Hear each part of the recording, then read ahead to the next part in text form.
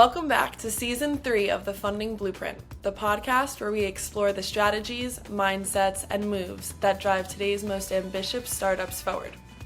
I'm your host, Cece Nahaman, and today we're stepping into the world of creative innovation, the kind that doesn't just win awards, but builds real traction, trust, and buzz around early-stage brands. My guest today is Jim DiPiazza, a creative powerhouse and seasoned executive creative director who's helped agencies win major accounts like Xbox, Uber, VW, Sprint, and Bacardi. He's worked with some of the biggest names in the business, from Deutsch to McCann, and now runs a first-of-its-kind marketing collective that curates project dream teams to solve modern brand challenges with agility and expertise. Jim's here to talk about how great creative thinking can become a startup's secret weapon, how storytelling, brand building, and bold campaigns can help you stand out in noisy markets and actually move the needle. So whether you're bootstrapping your launch or prepping your next campaign, get ready to take notes. This one's packed with insights. Let's get into it. Jim, welcome to the show. Thanks, Cece. I really appreciate you having me here. Of course, we're so excited to have you. Yeah. So let's just get right into it. Sure. When you're building a startup, especially in those early days, it's easy to focus all of your energy on the product, the features, the tech, the roadmap. But what often gets overlooked is how you frame all of that to the outside world. Investors, customers, even potential hires, they don't just buy into what you're building, they buy into the story behind it. So that brings me to something foundational. Why is a clear brand story so critical for early stage startups, especially when you're still figuring things out behind the scenes? It's a great question. And I think a lot of startups and founders specifically struggle with that because they start the company with a really great vision of the solution they have, the challenge that they see in the world, and they get to building on that and they get really excited about what they're making. And they lose sight of what's ultimately why they're doing it and what's in it for their ultimate customer. And so for a startup or specifically startups, and honestly, so everybody knows out there, big brands struggle with this. Brands that have been around for 20 years struggle with the right messaging at the right time to the right person. And so it's a bit of a moving target, ever evolving challenge that you have, but definitely when you're first starting, really honing in on first and foremost why you do what you do. It's kind of there's a classic thing about people don't buy what you do, they buy why you do it, and that's really, really important. Lots of brands make sneakers, but the why around Adidas or Nike is stronger than some other brands, and so that's why people buy it. So for a founder, they really need to think about why they're doing that and then be able to clearly articulate it. And also thinking about what that challenge is that they're solving. It's really also easy to get caught up in what you do versus what you're doing for the customer. The customer doesn't care what you do. They care why you do it for them and what you're going to do for them, what you're going to solve for them. So it's really important that founders think about those challenges and that piece of communication. Definitely. So let's say a founder has started crafting their story, their brand story. They're thinking about who they are and what they offer to the customer and why it matters. And that's a great start, but even with those right intentions, it is easy to miss the mark when it comes to positioning, especially in fast-moving markets where clarity and differentiation can make or break you. So that brings me to my next question. What mistakes have you seen or can you see founders making when it comes to positioning their brand? And how can they course correct before it starts hurting their growth or funding conversations? The first thing a founder should do is sit down with somebody else and tell their story to them, to a third party who's ideally in advertising, it's a brand strategist or brand planner. It could even be somebody like me who's been doing creative for a very long time and understands the power of strategy. And sitting down with one of those folks to explain their story, why they do it, the challenge that they're solving for, and really articulate it to them, then that strategist can sit down and say, all right, this is what I think I'm hearing. Because frequently what happens is a founder can go into a room and sell the heck out of their business, right? Everybody gets really excited. What's hard for them to do is put it into an email, put it into a presentation, put it into a website. And people tend to have just tons and tons of information because they don't have clarity around why they do what they do, and specifically like I said, the challenge they're solving for. So one of the things I think has been really powerful I've seen in my career is sitting down with founders and kind of coming up with that founder story. It doesn't have to be a huge effort. I think some founders sometimes think like this is going to take weeks or months and it's going to cost me way too much money and I'm putting all my money into product and I don't have time to figure out what I'm selling. And that's a huge mistake. So I think sitting down and at least getting that clarity and a place to start from is really, really critical. You can test that kind of positioning. You could have 3 positionings. You could have 3 different decks. You could put those decks out into the world and see how people respond in meetings. And you might realize, oh, this message really resonates in a presentation. This really resonates in a social post or in an ad or at a trade show or in an investor deck. So it's finding those different messages that resonate in different situations. So that's really, really important. So getting that material down, once again, we've worked with startups to craft that messaging. It doesn't, like I said, it doesn't have to be a 50-page deck. It could be an 8-page deck.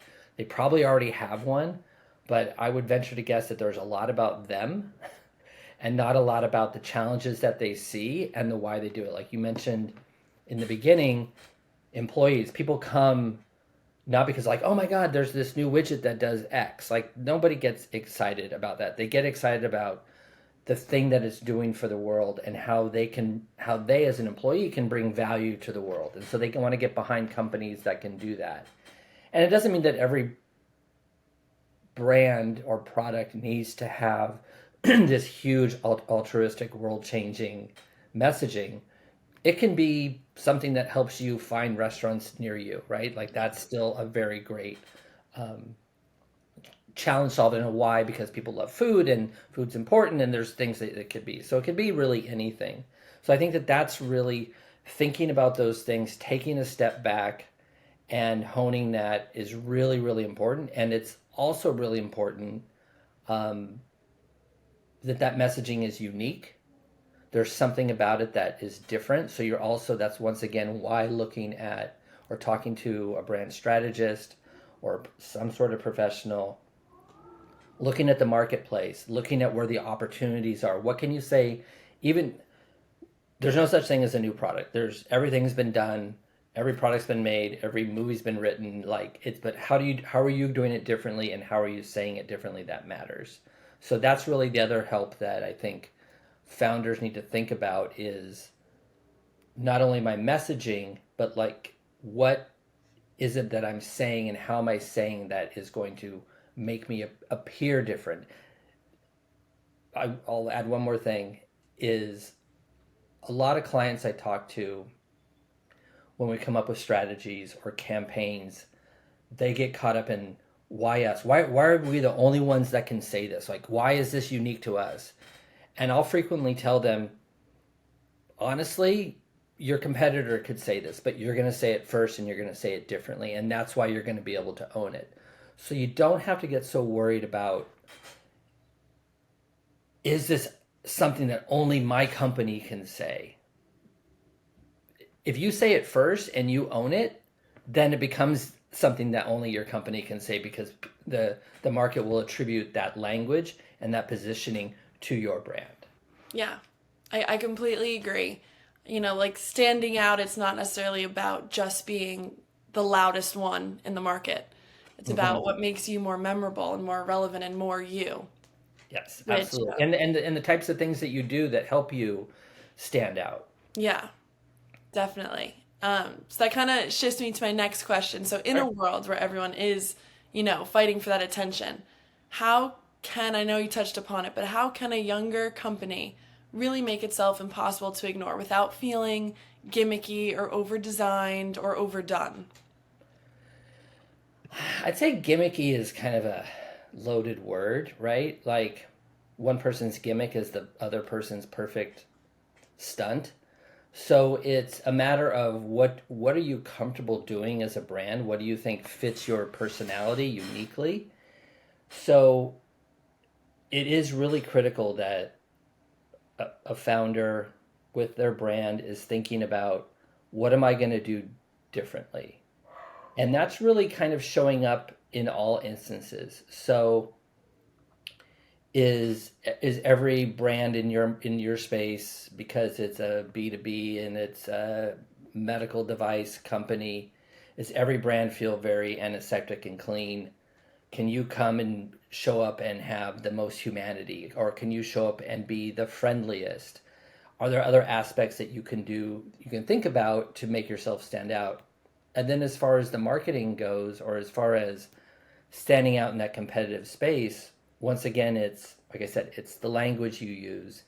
It's it's literally sometimes how you show up. So if it's, is your investor deck different? Is it is it all GIFs or GIFs, depending on what side of the fence you're on? Um, and yes, picking a lane is scary because you'll think someone's not going to like this, and so I got to see if I can make something that everybody will like. And the news flash is nobody likes everything, Yeah. or everybody doesn't like everything. So there's always going to be somebody out there that's going to hate it.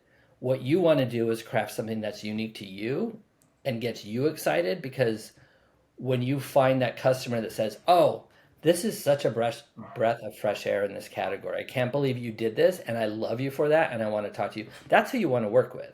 Yeah.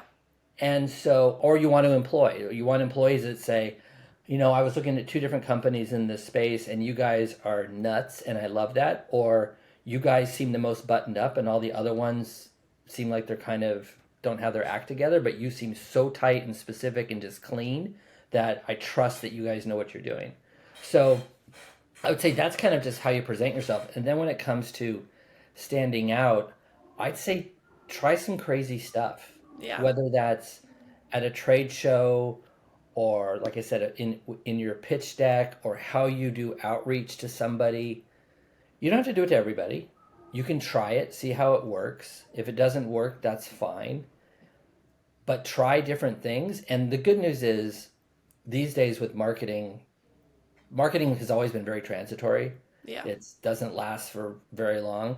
It lasts even less time now. So if you want to try something where, I don't know, you put on a musical at a trade show because you think it'll be fun, or you just want to have somebody sing, I don't know, whatever it might be, maybe it works. Maybe it doesn't. Maybe people will talk about you, and honestly, if they're talking about you, that's good. Yeah. All press is good press. All press is good press. It totally is. So I think it's, don't be afraid to stand out and try something different when it comes to that. And I will say, when it comes to buzz, I think you mentioned that earlier, getting buzz is really important. For the folks who don't know about how much AI is playing a role in search these days, that's becoming a much more prevalent tool for search, is AI being involved. And my understanding, I might not be 100% right, you can look it up, but my understanding is AI search uses credible sources for its results. And so the more you're doing things that are creating buzz, you're ending up earning media, showing up in credible news sources as a brand that's doing whatever. The AI search will find that. The days of loading your website with a bunch of keywords, or writing blogs and white papers to pretend you have credibility in a space, AI doesn't value that nearly as much as you were on a podcast. You got on the news. There was an article written about your brand in the trades. That's really, really important, and that's what you want to be looking to do, more so than trying to beat your competitors with keywords and things like that. Yeah, definitely. And I do kind of want to touch upon, I know you mentioned AI in terms of the search and marketing standpoint, but from a creative standpoint, what are Mm-hmm. your thoughts on AI in general, and companies kind of using it as a tool? Do you find it helpful, or do you think that's something that is kind of hurtful in the long run? I love AI. I think it's a great tool. I think once again, it's a tool. I think it's like somebody said, like, or maybe I said, I don't remember, but it was, we use AI, it doesn't use us. Yeah. And I think that that's really important to think about it as a tool. It's spell check, right? It's something that can help you do your job better. And so for me, when it comes to AI and brands, or specifically for brands, I think they should be using it. They should be using it for whatever industry or market they're in, where they have a tool that can help them, that it can help them come up with ideas or results or things like that that can guide them in what to do or to get things done more quickly. The critical part is a chisel is only as good as it sorry, a chisel is only as good as the hands it's being held by and used by, right? Yeah. So you can hand me a chisel, I'm not making a Michelangelo style statue, right? Like, it's not going to happen. I'm not good at that. Give me Chat GPT and a week, and I'll come up with some really, really great ideas, because I can work with AI to come up with ideas, hone those ideas, recraft those ideas, put it back, tweak it, test it, think about it, and be really, really efficient. But that's also because I've been doing this for 25 plus years. So I know what good is. So a lot of times I look at AI as a junior talent that you might have in the building. And instead of asking that junior talent to go find me 50 competitors in my space, you can ask AI. And then you can look at that list, and then you can hone that list, and you can go through it. So you can get things done quickly on your own as a founder, which is really important, because it's a huge money saver and time saver. But once again, once you have that list, it's going to need to be vetted. You're going to want to look at that list and say, like, are these are they real companies? Because AI Yeah. hallucinates. And secondarily, are they really my competitors? And do I care enough about them? So then I got to start doing some research. But at least you have the list of 50 Yeah. people that you think that you are going to be, that you think are your competitors, or then you can whittle it down to 10, or you can find your 50 best customers that way, but then you need to whittle that down, or not whittle it down, but hone it. So AI is great. It depends on how you use it. AI agents are becoming more and more interesting. I would say it might be tough for a startup to build their own AI agent, but I think that's getting even easier. So you can build custom agents to help your company do what you might need to do, which is great. But once again, you need somebody. I can't emphasize this enough, that no matter what AI does, you need somebody experienced in the field who you trust to hone and craft and add authority to that, whatever that information is, because you don't know the value. Like, this is such a deep rabbit hole, but like, you don't know what the AI is pulling from or what its motivation Yeah. is, right? So I always say AI is like asking somebody on the street, how do I get to the department store, Yeah. right? And they tell you, and then you start going, you're like, well, they got me close, but they didn't really get me there. So it's kind of take everything AI does with a grain of salt, and do your own homework, because you don't know. Just because a computer is telling you doesn't mean it's 100% right, and its values and data that it pulled from, you 100% agree with. It doesn't. It's just like our conversation. The things I'm saying right now, some people might resonate with that. Some people might think I'm crazy. So you always got to kind of look at the messenger and make your own decisions. Definitely. I completely agree. Shifting focus a little. Hmm. Um, you know, most early stage founders aren't working, like you kind of touched upon, with massive budgets or, a full creative team. Hmm. But like you said, that doesn't mean that their materials have to feel unfinished. Right. You yourself, Jim, have worked with major brands that demand world class creative. But the principles behind the work that you can apply at any stage, even for a two-person startup. Right. So I'm curious, How can startup founders bring that same polish and clarity to their own materials, even with limited resources? Is AI a resource they should be using, or are there other resources that they should also be including in their work? I mean, I would say, it's a little bit of both. There's lots of great programs out there. Like everything's got a template nowadays. You Mhm. can. I haven't tried, but I've seen people talk about websites where you can just either tell them what you do, and it literally will write. It's like I'm a face face care brand, and this is the name, and it's holistic, and it's this and it's that. I give it like five things, and it'll spit out. It's like, what do you want the website to look like? You want it to be this or that. So there's a million tools out there that they can use to look professional. I think it's critical that you look professional. Like you just can't look like you built your website on with AOL, right? Like Mhm. it's got to look slick. Even if you're small, the very least have a landing page, right? Like as far as just that says that you exist and what you do, and it's clean, and people look at it and say, this looks like a brand I can trust. One of my favorite sayings is people buy with their eyes.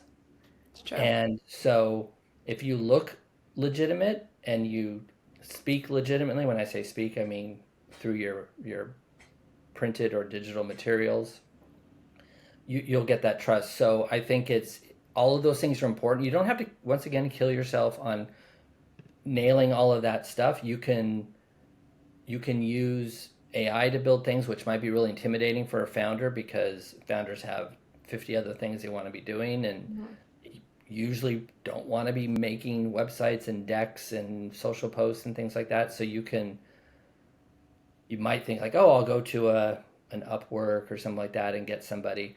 Once again, how good are those people? What kind of direction are you giving them? So that's where I say find somebody who can help you do that quickly and won't charge you an arm and a leg, but it's going to be really important that you do that. But then again, if you're just starting and you've got this brand, find templates that you like, plug your stuff in, and at least get going. As the saying goes, like don't let perfect get in the way of progress. So, or the enemy of progress is perfect. So get something built. At least then you can show it to somebody and you can say, can you make this better for me? Like you've got a starting point. Really. Yeah. So that's really that's the most important part, is to get going and use the tools that are out there, whatever those might be, to get building. And don't be intimidated. There's just so many things that you look at it, website templates on Squarespace or whatever, and just pick a template, pick some colors, build Yeah. it quickly, spend a day on it. Don't spend weeks on it. Spend a day on it, get it up, get it on, and then you can start messing around with it. But at least have something that looks like you're a legit company. Yeah. Definitely. Kind of on a similar note, Mhm. obviously, the materials that you use in terms of presenting what you have, whether it be to someone, or Mhm. to a company, those are definitely key elements. So, a question I have is, from your experience, what separates a forgettable pitch from one that sticks with an investor or a potential partner, or just an element from a pitch deck or a one pager or a video, something that really you've noticed sticks with people? Um, couple things is what sticks with people is starting with something provocative, something that will get their attention, some statement or something that just gets them to realize, oh, this isn't going to be the normal presentation. The next is making sure that, I've said this earlier, making sure that what you're talking about is them and their challenge, and not spending a lot of time talking about who we are, we worked here, we did this, we did that. And oh, and by the way, we're making this thing that we think is cool and will help you, right? Like, so, and then keeping it short. Get it to whatever. I'm going to say 8 slides, assuming that sounds like a few to people. get it to 8 slides, and let them ask you questions. Yeah. They're not going to look at it and say, oh, wait, have you not figured this out? And like, there's 50 things that you guys should know. It's like, no, we've got all those things. If you literally told them in the meeting, we just didn't want to waste your time with a boring deck and thought maybe it'd be more fun to talk about it. Like, oh, okay, cool. So I think something provocative, interesting, keeping it about them. You can have an appendix with a bunch of stuff if you want, but it really is standing out. And then I think it's also, if it's for investors, they're not going to care so much about the problem, but they might care about how you came to this solution. So if the deck starts with, we interviewed 150 small businesses in the whatever it is, and they all agreed that one challenge keeps them up at night, right? That's like your first slide. You're like, oh, and the thing we made answers their challenge perfectly, right? And then it's like, and there's 250,000 like businesses in the country that they're like that. So you're already like, okay, wait. So there's this challenge that everybody has. You have something to fix it, and there's a universe of 250,000 people that blah blah blah blah. Like, what is it? I'll buy it, right? So that it's thinking about it that way versus just saying we made the thing that, we help point of sale systems at dry cleaners. You're like, yeah. But if you set it up the way I just did, way more interesting. Yeah, definitely. Well, unfortunately, that is a wrap on this episode of The Funding Blueprint. Huge thanks to Jim for bringing a creative lens to the startup world and reminding us that strong storytelling and positioning isn't just a nice to have, it truly is a growth lever. So thank you so much, Jim. Absolutely. And whether you're shaping your brand narrative, building your first pitch deck, or trying to stand out in a crowded market, today's conversation was a true masterclass in clarity, creativity, and positioning that actually connects.